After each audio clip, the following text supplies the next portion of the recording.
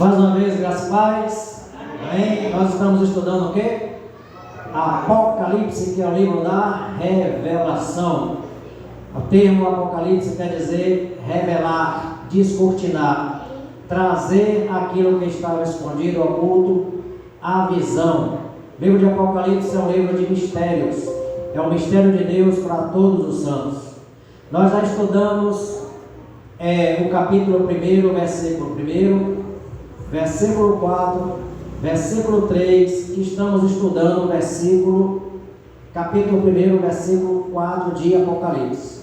Abra sua Bíblia aí comigo no livro de Apocalipse, capítulo 1.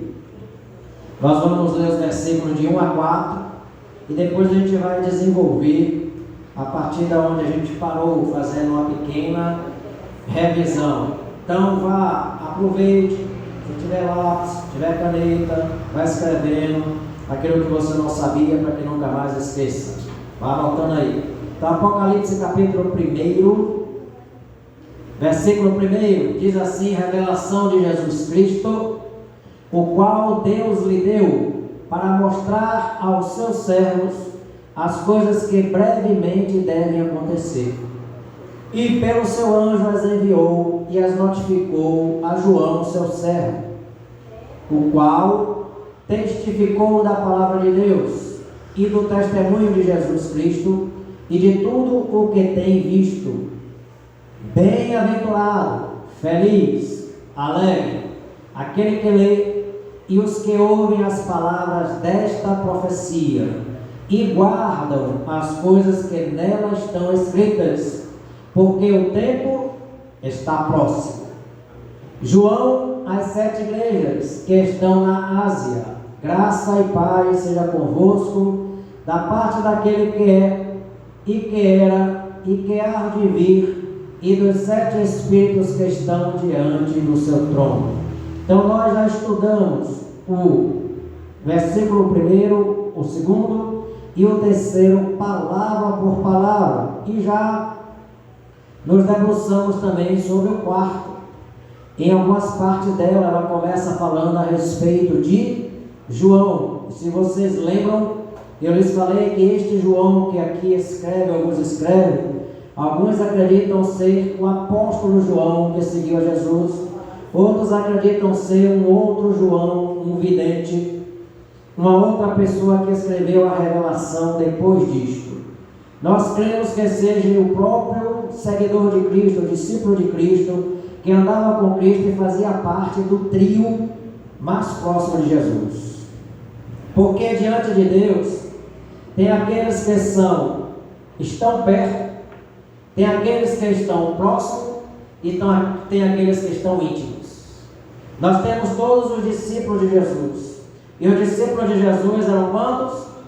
12. Dentre os 12 tinha um grupo que o seguia, todos aqueles 12 o seguiam. Mas fora dos 12 havia muito mais gente também que seguia Jesus. E a gente sabe que por onde Jesus ia, por onde Jesus andava, multidões o seguiam. Mas a maioria daqueles que o seguiam no meio da multidão, eles iam na expectativa de apenas ver o que vai acontecer. Ou eles iam apenas na expectativa de um milagre da produção, multiplicação de pães e peixes para que eles pudessem se alimentar. Muitos seguiam a Jesus para poder atender algumas das suas necessidades, sejam elas físicas e outras espirituais. Aqueles que muitas vezes estavam enfermos e doentes, que precisavam de uma cura, esses também corriam à presença do Senhor Jesus. E aqueles que estavam às vezes atacados ou sendo perseguidos pelo inimigo das nossas almas, eles também precisavam de uma cura e precisavam de uma libertação. Mas muitas das pessoas, na maioria das vezes, quando elas recebiam aquilo que ela estava buscando, ela deixava de acompanhar Jesus e abandonar Jesus. Esses são aqueles que apenas estão seguindo. Mas além desses que estão seguindo, o exemplo dos 70, há uma passagem na Bíblia, nas Escrituras, em que Jesus vai dizer assim: aquele que quer vir após mim, tome a sua cruz e siga-me. Em outro momento, Jesus vai dizer assim: eu sou o pão que desceu do céu, eu sou o pão vivo. Aquele que quer ter parte comigo, precisa comer da minha carne e precisa beber do meu sangue. Jesus estava falando de uma forma literal, simbólica, metafórica, a respeito da participação da ceia do Senhor. O pão representaria o seu corpo e o suco de uva representaria o seu sangue. Seria esta aliança em Cristo que ele estava querendo dizer. Mas a maioria daqueles homens, quando ouviram isso, eles se escandalizaram. E eles falaram: forte, difícil é esse discurso. E o que aconteceu com estes? Se desviaram de Jesus e abandonaram a Jesus. Tanto que Jesus diz aos seus discípulos: olha, se vocês também quiserem ir com eles, vocês podem ir. Se vocês também quiserem ir com eles, abandonar e segui-los, podem também segui-los. Então um dos discípulos disse para Jesus: Senhor, para onde iremos nós? Pois só o Senhor tem a palavra de vida eterna. Esse que falou isso, ele foi sábio, foi inteligente, porque seguir Jesus não é só observar o que ele faz, mas é aprender através do próprio testemunho de Cristo, aquilo que ele faz e aquilo que ele realiza. Então tinham aqueles que estavam perto de Jesus, tinham aqueles que estavam próximos de Jesus, mas tinham aqueles que eram íntimos de Jesus. O que estavam próximos eram todos os demais discípulos de Cristo, mas o que eram íntimos eram apenas 3, Pedro, Tiago e João. Para onde Jesus ia na intimidade, no profundo e no mistério, ele chamava apenas Pedro, Tiago e João. Quando ele vai para levantar uma menina que estava doente, tinha 12 anos de idade, tinha sido dada como morta, a palavra de Deus vai dizer que Jesus chama apenas aqueles 3. E eles vão à casa daquela mulher, daquele pai, daquela família, e lá Jesus ministra sobre aquela menina e faz talita cumi, ou seja, menina, levanta-te. Aquela menina levanta, aquela menina ressuscita, aquela menina come, aquela menina se alimenta, e aquela menina prossegue a sua vida. Quando Jesus vai para os montes da Oliveira, ele vai para um lugar alto, em oração, ele chama também Pedro, Tiago e João. Então tem aqueles que são de perto, tem aqueles que são próximos, tem aqueles que são íntimos, então aqueles que são mais íntimos ainda. E a palavra de Deus diz que além de Pedro, Tiago e João era o único que tinha a ousadia de chegar perto de Jesus, abraçar Jesus, estar com Jesus, deitar no seu colo, ou seja, no seu peito, repousar na sua cabeça sobre o peito de Jesus. É necessário ter muita intimidade, muita coragem, ainda mais para uma época daquela que havia um machismo absurdo. Então a palavra de Deus vai mostrar que tem aqueles que são próximos, tem aqueles que estão perto, aqueles que estão íntimos, mas tem aqueles que são mais íntimos ainda. Os mais íntimos são aqueles que têm os maiores segredos de Cristo.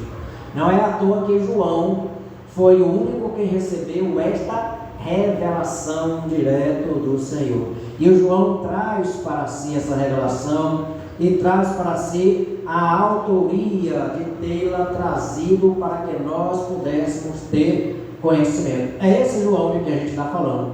É aquele João que era íntimo de Cristo. Você tem pessoas que são amigas suas. Você tem pessoas que são conhecidas suas.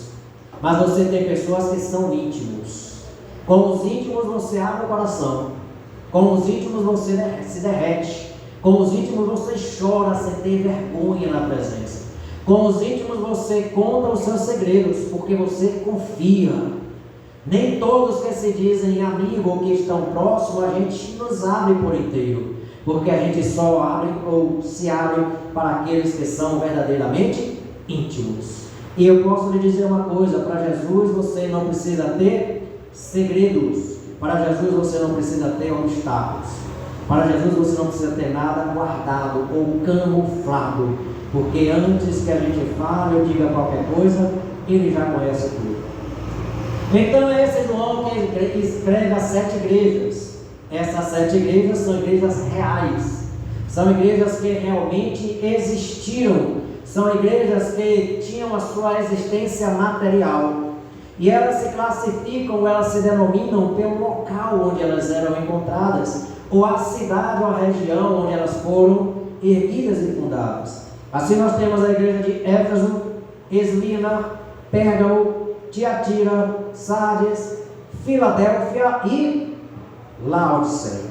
Então são 7 igrejas que recebem a revelação de Deus. E essa revelação de Deus para as 7 igrejas é a revelação para todas as igrejas, em todos os tempos e em todas as épocas. A palavra de Deus vai dizer que elas estavam na Ásia Menor, que hoje é a região conhecida como a Turquia. Graças a Deus, ele salvou hoje. A graça, a palavra fala assim, ó, ele continua, João, a graça a vós e paz da parte daquele que é. Quando João fala isso, ele está trazendo a revelação de Jesus, de que ele simplesmente é. Quem é Deus? Deus não é alguém que não era e passou a ser. Deus não era, Deus não é e Deus não será. Embora a gente use esta palavra, aquele que era, aquele que é e aquele que será. Aquele que é o alfa, aquele que é o ômega, aquele que é o princípio, aquele que é o fim. A melhor definição para Deus, quando alguém lhe perguntar quem é Deus, a melhor definição que você tem para dizer a respeito dele é dizer que ele simplesmente é. Quando a gente diz que Deus simplesmente é, a gente estabelece um marco eterno, porque não há princípio para ele e nem fim, ele simplesmente é. Ele é antes de que qualquer coisa vir a existir, e ele continua sendo, mesmo depois de todas as coisas passarem.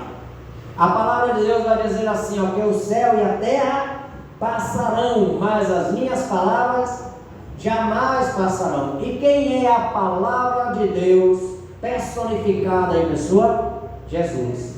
Jesus é a palavra eterna de Deus.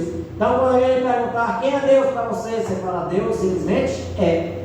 João 14 vai dizer que Deus ele é Espírito. Importa que aqueles que o adoram, o adorem em espírito e em verdade. Então Deus em essência é Espírito, mas em pessoa ele é Pai, Filho e Espírito Santo. Você consegue entender isso como uma só, pode ser 3?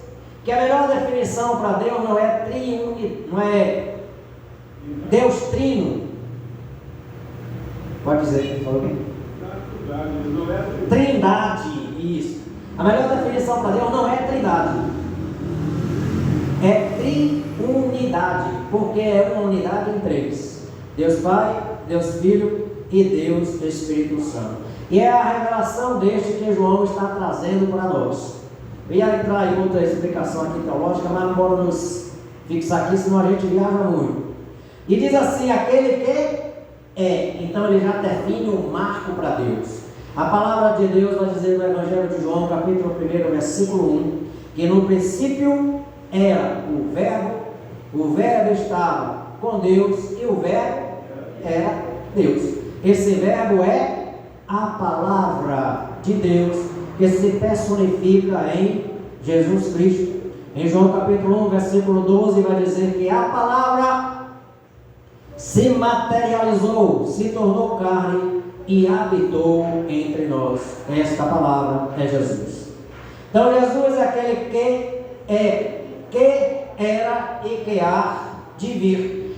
Ele é, porque ele sempre houve na existência. Aquele que é, a gente pode dizer que houve um momento em que ele se manifestou ao homem em forma de homem.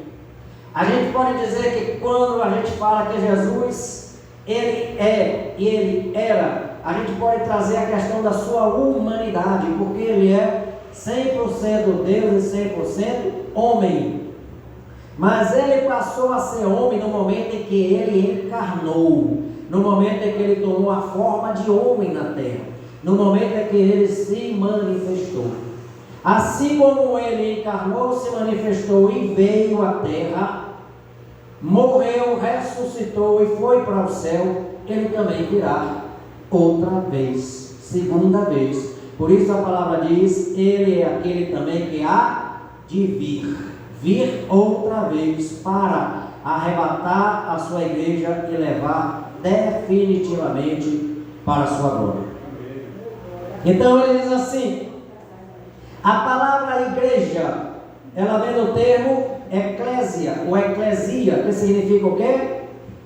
Chamados para fora. Então uma igreja não é aquela que fica entre quatro paredes a vida toda, mas é aquela que se reúne em quatro paredes, se reveste com as armaduras de Deus, pega fogo e unção do Espírito Santo e sai no mundo desbravando para destruir as obras de Satanás. Essa é a igreja.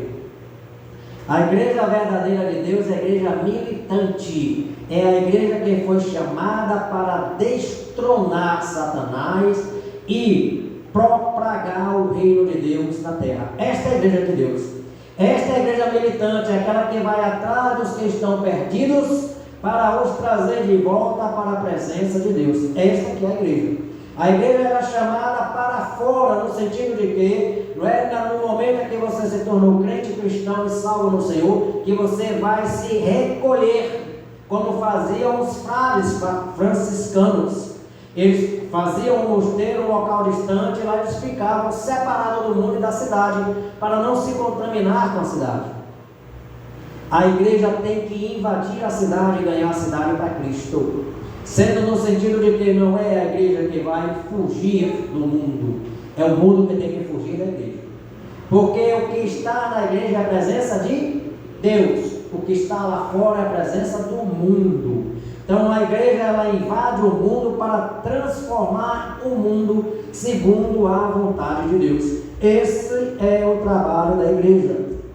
Eclésia ou eclesia, que significa aqueles que são chamados para fora. Então nós fomos chamados para combater um bom combate. Não sei se você lembra, eu lhe falei o seguinte, que Deus não está com uma luta, uma briga com o diabo. Jesus também não está com uma luta ou com uma briga com o diabo. Não é Jesus quem briga com o diabo, porque o diabo não tem poder nenhum sequer para ir contra Cristo, nem muito menos contra Deus, nem muito menos contra o Espírito Santo. Talvez você já viu alguma figura desenhada de Jesus Cristo em uma queda de braço com o chifrudo. Aquilo é ilusão. Jesus não vai disputar a queda de braço com o inimigo, porque o inimigo nem sequer pode chegar perto do sopro da boca de Deus. Jesus é um derrotado. Jesus só com o sopro da sua boca ele vence o inimigo. Quem está em guerra, Heráclito, contra as potestades, vou lhe dar uma notícia, não? Quem está em guerra contra os principados, as potestades, os domínios, os governos e as forças espirituais da maldade nas regiões celestiais é você. Sou eu. É Lourdes, Alice, Pérola, Eusete, Eduardo, Andréia, Silvana, Lara, Bia, Clara, Laura. É você que está em guerra. A guerra que é travada contra o inferno é entre o inferno e a igreja. Não é entre Jesus e a igreja. O diabo não tem ousadia ou teria liberdade, nem sequer para tentar Cristo no deserto, se não fosse permitido por Deus. Deus é o próprio Deus, é o próprio Espírito Santo que leva Jesus ao deserto para ser tentado pelo diabo. Por quê? Por permissão de Deus. Porque ele foi tentar Jesus na sua humanidade e não na sua autoridade e divindade como Deus, mas na sua humanidade. Porque na humanidade há fragilidades, nós somos frágeis, imperfeitos e fracos. Mas Jesus, mesmo na fragilidade da humanidade, ele venceu o inimigo já ali no deserto. E segunda vez, ali na cruz. E terceira vez, ali na morte, quando ele ressuscitou.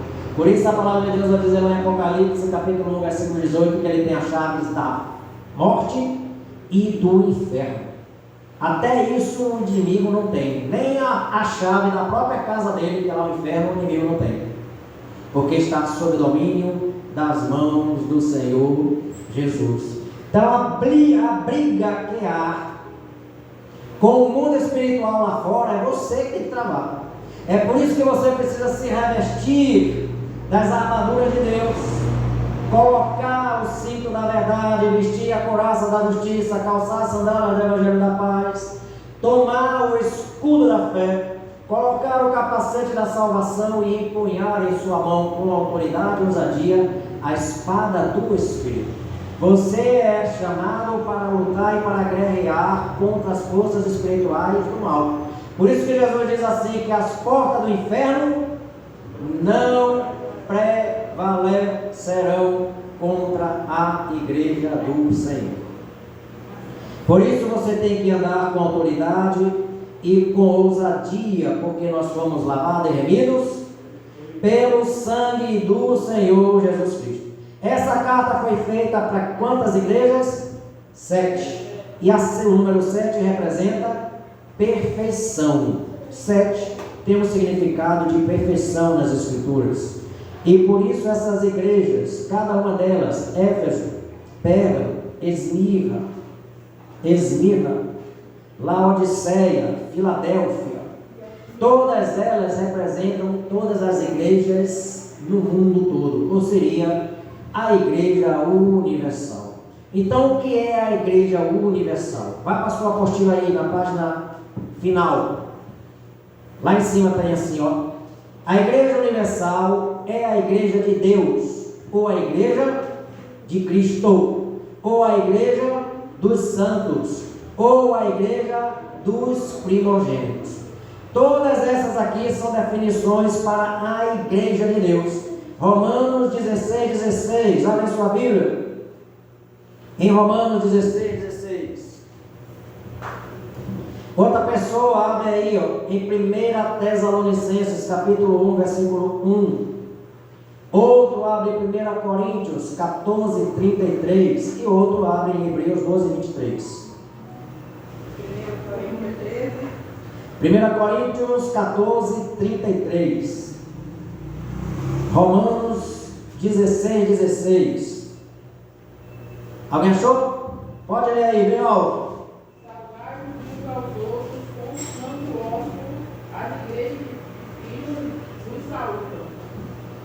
Isso. Romanos 16:16. Saudai-vos uns aos outros com ósculo santo. O que é um ósculo santo? Não são meus óculos.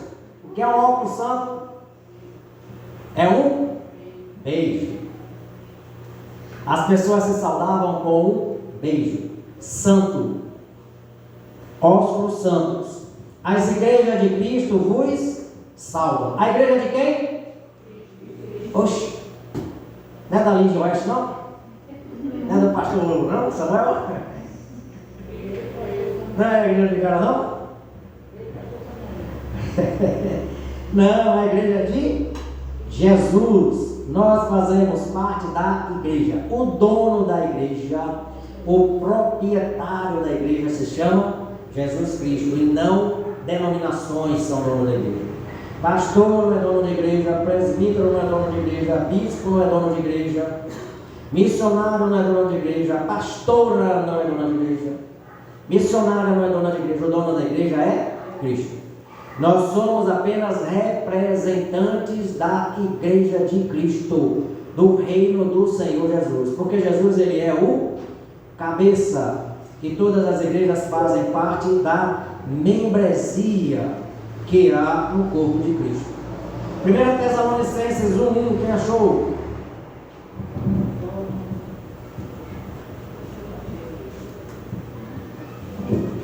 Ninguém achou? Eu achei. Diz assim: Paulo, Silvano e Timóteo, a igreja dos Tessalonicenses, em Deus Pai e no Senhor Jesus Cristo. Graça e paz nos sejam dadas. Aqui a gente podia dizer assim, ó: Paulo, Silvano e Timóteo, a igreja dos Linha de Oeste, em Deus Pai e no Senhor Jesus Cristo.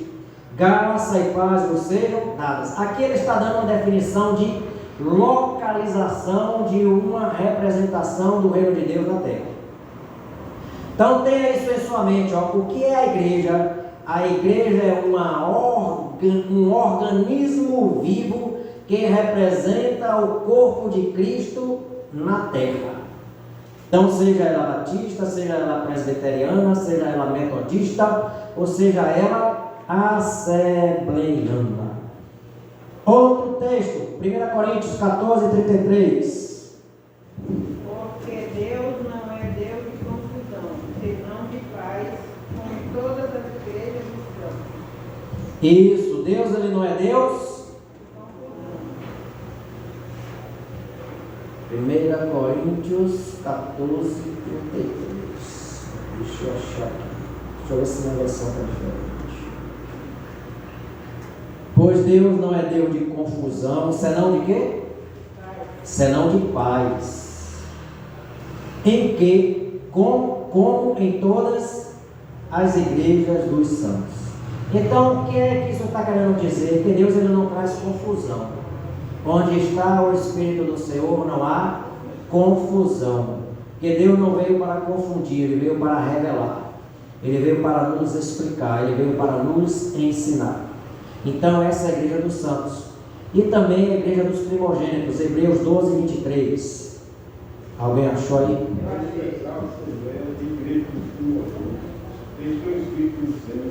E a Deus, o Espírito, e aos Espíritos abençoados. Isso. Agora fique em pé.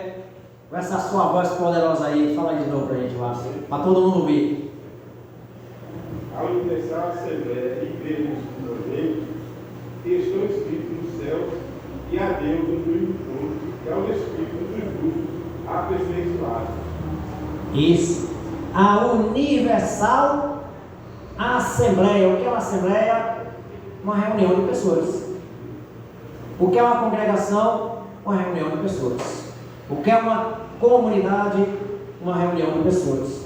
Então é a universal assembleia, porque não é só a reunião de pessoas no Vilela que é a igreja de Deus, mas é a reunião universal de todos aqueles que professam Jesus como Salvador e como Senhor. A universal assembleia é a igreja dos primogênitos escritos nos céus. Quem são os primogênitos? Aqueles que são os primeiros. Jesus ele é o primogênito de todas as coisas, o primeiro em tudo. Jesus é são as primícias de Deus para os homens. Jesus é sempre o primeiro. É o primeiro que morreu e que ressuscitou, para que por meio dele nós tivéssemos também vida e ressurreição. Quais são as características da igreja primitiva? Primeiro, eles acreditavam no retorno imediato de Cristo. Por isso eles eram fervorosos. Você, presta atenção, você deve viver a sua vida crendo e acreditando que Jesus pode voltar aqui e agora. Se todos os homens na face da terra vivessem a sua vida na terra, tendo essa fé, tendo essa crença e essa ideia, ele deixava de fazer muita coisa. Deixava de fazer muitas coisas erradas. Porque ele ia parar e pensar, epa, peraí, se eu for fazer isso aqui, Jesus voltar agora. Se eu for falar isso que eu estou querendo falar para o meu irmão, e Jesus voltar agora. Se eu for praticar aquilo que eu estava querendo praticar, e Jesus voltar agora. Então esse povo, eles eram fervorosos. 1 Coríntios 15, 51. Está escrito assim: eis que vos digo um mistério, na verdade nem todos dormiremos, mas todos seremos transformados. O que esse versículo está querendo dizer aqui? Que é o retorno de Jesus, ele é imediato, é breve. Jesus vai dizer assim lá em Apocalipse, as coisas que brevemente devem acontecer. Então a gente tem que viver a cada dia na expectativa de que Jesus vai voltar hoje ou amanhã. A gente deve acreditar que Jesus, lembra do estudo que a gente fez aqui?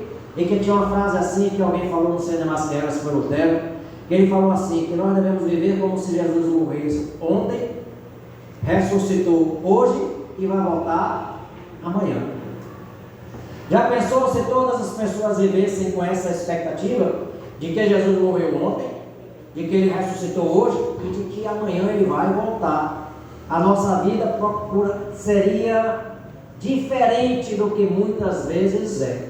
A gente deixaria de ficar ansioso, temoroso, angustiado, depressivo. Por quê? Porque a gente saberia que tudo que aqui há, tudo que aqui existe é passageiro. Que um piscar de olhos a gente pode daqui ser transportado para o céu, que é assim que vai acontecer. Isso chama-se o arrebatamento, é como em um piscar de olho. Você pisca os olhos e está vendo o pastor Samuel, você abre os olhos e vai ver Jesus. É assim, é como piscar de olhos. A gente precisa viver nessa expectativa, porque se a gente viver nessa expectativa, nós vamos buscar ter uma vida sempre pautada na santidade, na honestidade, na fidelidade, no bom testemunho e na verdade. A gente vai fugir de toda a aparência do mal, a gente vai fugir do pecado, a gente vai fugir da tentação, a gente vai fugir de tudo aquilo que possa nos derrubar. Que o inimigo ele está ao derredor, rugindo como leão, buscando a quem possa. Se você viver a sua vida na expectativa de que Jesus morreu ontem, ressuscitou hoje e vai voltar amanhã, você nunca estará, vamos dizer, vulnerável para o ataque do inimigo, porque a sua vida vai ser diferente. A sua vida vai ser uma vida de oração, uma vida de consagração, uma vida de busca, uma vida de intimidade, uma vida de paz, uma vida de alegria no Espírito Santo. Segunda coisa, a igreja primitiva, qual a outra característica dela? Ela tinha um grande número de crentes que exerciam um ou mais dons do Espírito Santo. Quantos dons você tem? Quantos dons você aplica na igreja? Deus dá dons a uns para cantar, para ensinar, para pregar, para evangelizar, para socorrer, para exortar, para aconselhar. Às vezes você tem vários dons que você ainda não despertou porque você não usou. E aqui era uma característica da igreja primitiva. Os dons que eles tinham, eles exerciam. E a igreja de Corintos era uma igreja que tinha todos os dons. O problema em Corinto não era dom, porque tinha dom demais. Na verdade era a confusão deles não saberem como utilizar esses dons. É por isso que Paulo vem trazer para eles uma explicação a respeito dos dons espirituais. Em 1 Coríntios, a partir do versículo 14. Se não me engano, exatamente, versículo 14, Paulo vai falar e ensinar a respeito dos dons espirituais. E ele vai dar instrução de como os dons podem ser utilizados e como podem ser aplicados. A primeira coisa, o primeiro dom que eu descobri em mim foi o dom do ensino. Eu pedi a Deus dom espiritual, estava na igreja, pedia dons espirituais. Eu já estava ensinando. E eu pedi a Deus dons espirituais. E eu já estava ensinando, porque o ensino é um dom também, é um dom de mestre. Foi um dos primeiros dons. Depois vem o dom da palavra, vem o dom da pregação, depois vem outros dons. Eu ando buscando o dom de cura, dom de milagre, dom de maravilha, dom de revelação, dom de profecia, dom de socorro, dom de discernimento de espírito, palavra de sabedoria, palavra de conhecimento. Deus já me deu muito desses dons. Desses daqui, que eu já lhe falei, eu já operei quase todos eles. Em quase todos eles. Principalmente o dom da palavra de conhecimento e palavra de sabedoria. O que é a palavra de conhecimento? É você saber alguma coisa que só a pessoa sabe, ou só Deus sabe. E a palavra de sabedoria é trazer instrução sobre ele. Vou lhe dar um exemplo na Bíblia. Aquele homem que foi para o Egito preso, como era o nome dele? José. José ele estava na prisão, encarcerado, e o rei, o faraó, ele tem um sonho. Só que o faraó não entende o sonho que teve. Ele chama os seus adivinhos, e os seus adivinhos também não sabem interpretar o sonho que o faraó teve. Aí alguém que estava na cadeia com José, que foi liberado primeiro, avisa: ó, lá na prisão tem um homem que interpreta sonhos. Aí o rei, o faraó, manda chamar José, e José vai explicar para o rei qual era o sonho, sem o rei contar nada para ele, porque Deus revelou para ele. Isso é dom de palavra de conhecimento. É você saber alguma coisa que Deus lhe revela pelo Espírito Santo. Aí José, depois que revelou aquilo que está oculto e escondido, agora ele vai revelar o que deveria ser feito. Aí a palavra de sabedoria. Entendeu? Distinção? Então a igreja universal, a igreja primitiva, tinha mais uma característica. Ela tinha uma profunda consciência social, porque os irmãos dividiam o que eles tinham em comum. E ninguém tinha falta de nada. Ninguém ficava nu ou despido ou com fome. Por quê? Porque eles compartilhavam o que tinham, dividiam, repartiam entre si. Isso chama-se de uma profunda consciência social. É saber que o outro também precisa comer, precisa beber, precisa se vestir, precisa estar cheiroso. Isso é dom social. E a igreja promove essa ação social através das cestas básicas, através de cursos, através de ministração, através de atendimentos médicos. Vai ter aí recentemente alguma coisa nesse sentido. Não sei se vocês já viram aí no grupo alguma coisa falando sobre isso. Aqui no Milagre teve recentemente, não foi? Ásia se refere à Ásia Menor, que faz parte da atual Turquia. A palavra graça a vós e a paz. Essa mesma saudação encontra-se em Coríntios, Gálatas e Efésios. A saudação graça a vós e a paz do nosso Pai e do nosso Senhor Jesus Cristo era uma saudação paulina. Paulo, em todas as suas cartas, ele usa essa saudação. O que é uma saudação? A saudação é um cumprimento. Quando você está no mundo que você ia cumprimentar alguém, você estendia a mão e falava: e aí, como é que está você, tudo bem? Ou quando você passava por alguém: boa tarde, boa noite, bom dia. Isso é uma saudação. Paulo saudava as pessoas como: graça e paz sejam convosco da parte do Senhor nosso Deus e do seu Filho Jesus Cristo. Da parte do Pai, da parte do Filho. A paz vem do Pai e do Filho. A palavra paz em hebraico é como shalom. E o que significa a palavra shalom? Paz, saúde, prosperidade, riqueza, abundância. A palavra paz significa salvação em hebraico, shalom. Reino engloba. Uma palavra hebraica, ela tem um significado múltiplo. Ela tem uma riqueza dentro de si mesma. Por isso que a palavra de Deus ela é viva e eficaz. Ela é rica em si mesma. Então uma palavra só, que é a palavra shalom, ela traz todas essas nuances para a nossa vida. Quando você declara paz a alguém, irmão, a paz seja convosco. Quando você está declarando paz para uma pessoa, você está dizendo para ela: ó, seja abençoado, seja curado, seja saudável, seja próspero, seja rico, seja liberto. Tudo isso você está falando em uma só palavra. Quando você não fala shalom no hebraico, mas você fala no português, e no português ela vai gerar o mesmo efeito. Por isso você deve sempre, Jesus ele diz assim, ó: quando entrares em uma casa ou for visitar, a primeira coisa que você deve fazer é o quê?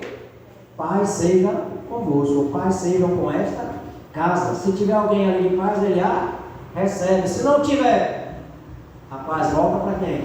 Para você. Olha que interessante, quando você declara paz para alguém, que quer dizer saúde, salvação, libertação, cura, prosperidade, riqueza, você é o primeiro a receber tudo aquilo que você declarou. Sabe por quê? É o princípio da semeadura, da colheita, da semeadura e da colheita. Ou seja, aquilo que você planta, você colhe. Então, se você planta paz para os outros, você vai colher o quê? Paz. Quem planta tempestade vai colher tempestade. Aí eu vou lhe dar agora um segredo. Você gosta de segredo espiritual? Quem gosta de segredo espiritual? Quem gosta? Eu gosto. Você gosta? Pare de reclamar por qualquer coisa. Sabe por quê? Porque reclamar é clamar 2 vezes. Chatice. Faltando dinheiro. Essa grana não dá para dar. Tô com dor de cabeça. Tô cansado. Quem reclama está trazendo para si mesmo a mesma coisa de vocês. Oi? Vai gravando. Reclamar 2 vezes a mesma coisa. Ou seja, é repetir. Refazer, o que é refazer? Fazer de novo. Quer repetir? É fazer a mesma coisa que você fez novamente. Reclamar é você falar ou clamar as mesmas bobagens que reclamou 2 vezes. Então, quanto mais você reclama, mais piora. Por isso que Jesus ele vai dizer assim, André, em tudo dai graças. Olha a diferença. Olha como isso no mundo espiritual faz uma diferença incrível na sua vida. Está tudo dando errado, está tudo dando ruim. Sabe o que você tem que fazer? Glorifica o nome de Deus, porque a glorificação do nome dele vai mudar a situação. Você lembra do que a gente aprendeu aqui no domingo passado? Que você vai mudar a sua vida pela declaração das suas palavras.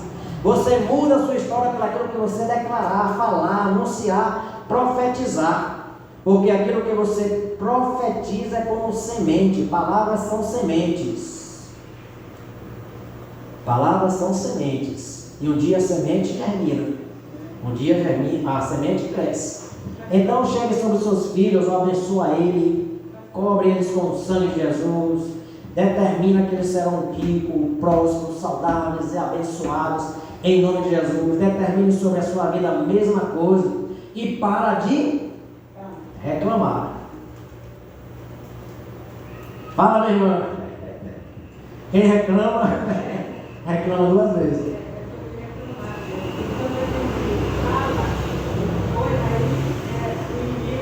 Aproveita. Quando você pensa ou faz uma bênção para uma pessoa, faz alguma coisa só no seu pensamento, é só Deus vendo o que Só Deus que está vendo, ouvindo, né? Ou Porque o recebendo. inimigo não tem essa A capacidade de ler sua mente. só Deus. Por exemplo, tem que declarar com a boca, né? Você está na rua, o cara vai atravessa na sua vida e fala, é abençoado em nome de Jesus. Eu sei, domingo a gente estava aqui pregando e tinha um cara passando com um carro aí, perturbando o barulho. Falei, deixa esse abençoado passar. Para que a gente vai amaldiçoar o cara, a gente tem que abençoar para quê? Para ele se converter, ser convertido, ser convencido e convertido pelo Espírito Santo. Amém? Então deixa eu ver aqui para a gente poder terminar. 2 unidos. A graça é o dom da bondade desmerecida pelos homens. O que é graça? A palavra graça vem do grego korban, que quer dizer presente. Olha que interessante. Uma graça é um presente. É um presente que a gente não merece, mas a gente recebe de graça. Isso é graça. Graça é um dom da bondade, um dom de Deus que é graça, o Espírito Santo em nós. Um dom de Deus que é graça, que é um presente, a salvação para nós. Um dom de Deus que é graça para a gente, que a gente não merece, a vida eterna, é graça. A palavra paz vem de eirene, grego, e do hebraico shalom, e representa o dom divino da salvação. Indica todas as variedades de benção o vínculo da harmonia e a unidade e a reconciliação, a ideia de repouso, de ordem e de repouso.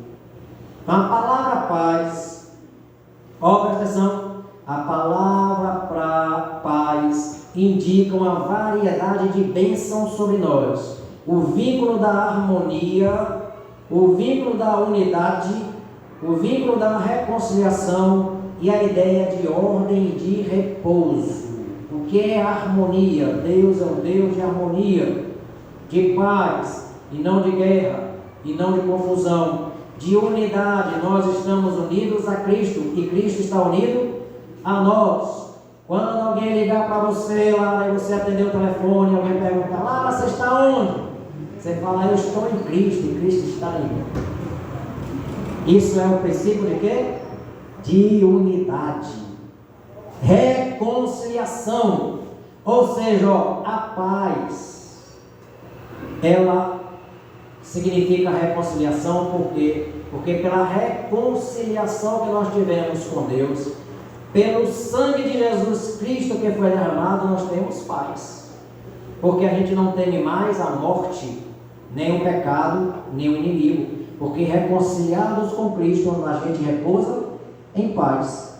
E por isso a gente tem uma ideia de ordem e de repouso e de descanso. Repouso quer dizer descanso. Ela indica um bem-estar intelectual, espiritual e moral. A palavra última, ou penúltima, nem deu para a gente ver tudo, né? Aí no versículo ainda tem assim, ó, da parte daquele que é, era e há de vir. Deus Pai, Deus Filho, o Alfa e o Ômega. Eu vou parar aqui, porque esse pedacinho aqui tem muita coisa. Parece que é pequeno, mas tem muita coisa. Amém? Vamos ficar em pé?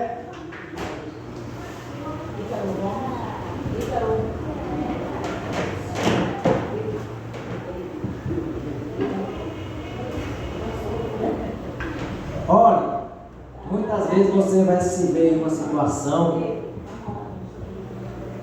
viu? Muitas vezes você vai se ver em uma situação e vai reclamar. Aí você vai lembrar que o pastor Samuel falou que a gente não deve reclamar, mas dar glória. O que é que você deve fazer? Peça perdão a Deus imediatamente.